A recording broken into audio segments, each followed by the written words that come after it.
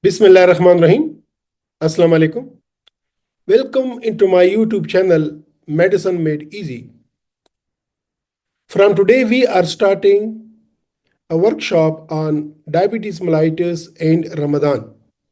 This workshop consists of a couple of episodes where we shall see what's the impact of Ramadan on body and what's the impact of Ramadan in patients with diabetes mellitus. And when a diabetic patient comes to you and he asks that whether he can have the fast during Ramadan or not, what are the factors which will categorize that patient into high risk, moderate risk, and a low risk, and how you will advise accordingly. So be with me in this whole series, and we will explain how the different aspects of diabetes mellitus they should be taken care of while patient is having fasting during Ramadan.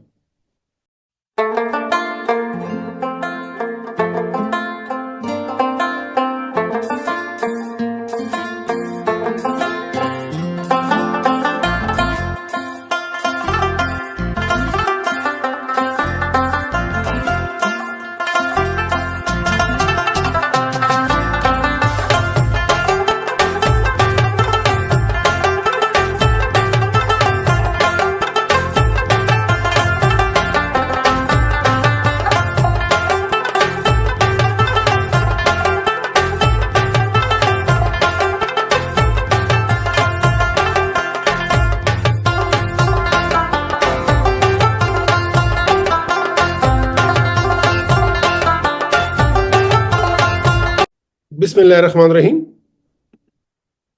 Welcome into the first episode of our workshop on Ramadan in diabetes mellitus.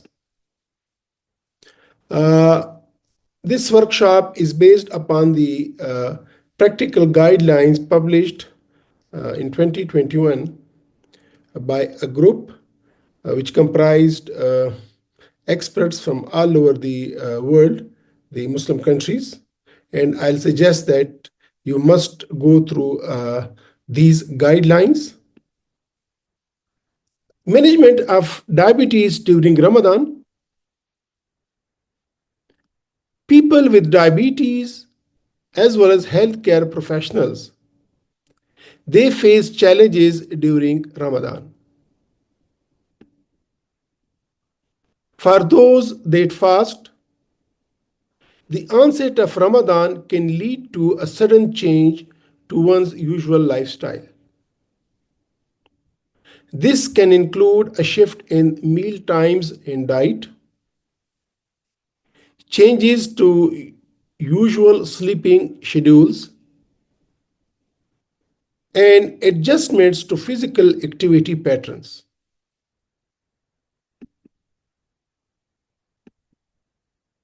For people with diabetes, further changes are also required. These may involve a need for education, a knowledge of diabetes management plans, and adaptations to self-monitoring of blood glucose, schedules, and medication regimes.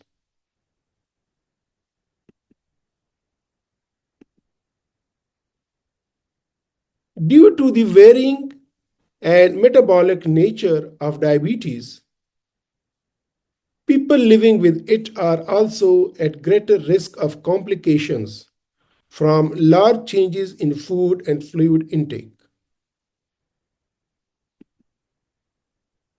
Potential health hazards include hypoglycemia, hyperglycemia, dehydration, and acute metabolic complications such as diabetic ketoacidosis.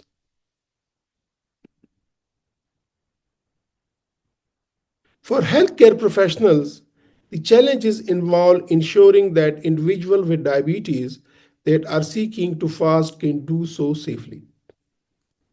In order for healthcare professionals to help provide safety, A greater evidence-based understanding of diabetes in Ramadan is required, and an established set of guidance to help inform the best management strategies for during Ramadan are needed. And this is the reason of our workshop.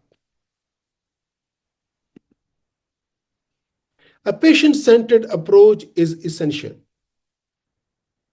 Considering type of diabetes, treatment regimes, risk factors, and individual preferences. The International Diabetes Federation (IDF) and the Diabetes in Ramadan International Alliance, they have published the guidelines, and I am presenting these guidelines to you in the form of this workshop, and I'll suggest that you must go through that guidelines report which I shared with you with the start of this workshop. And this is the IDF DAR Diabetes and Ramadan Practical Guidelines 2021. What happens to the body physiology of fasting during Ramadan? This is a very important question. That during Ramadan fasting, at the level of physiology, what happens to the body? Ramadan fasting represents a major shift from normal ways of eating, as well as in sleep and wakefulness patterns. We know that. Feeding patterns and the accompanying changes in glucose variability in Ramadan fasting, they differ significantly from non-fasting days and from other common forms of fasting due to the absolute abstinence from food and drink.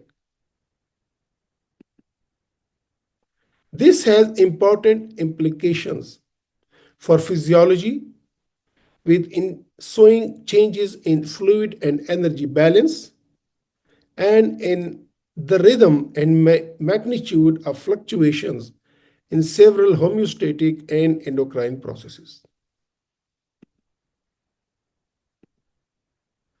In people with diabetes, the effects of glucose homeostasis are particularly important.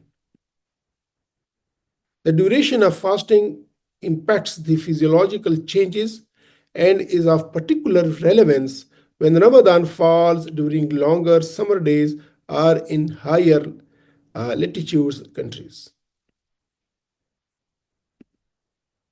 What are these physiological changes to enlist? First, changes to energy balance and weight. Second, changes to circadian and hormonal rhythms. Third, changes in the insulin sensitivity.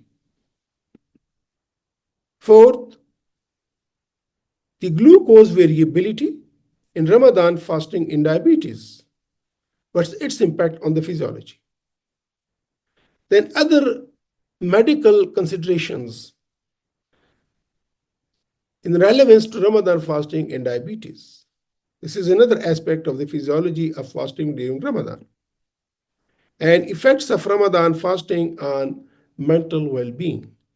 So these are the 6 main changes or aspects which we need to know and understand and clear to be able to guide to diabetic patients whether they should fast or not fast.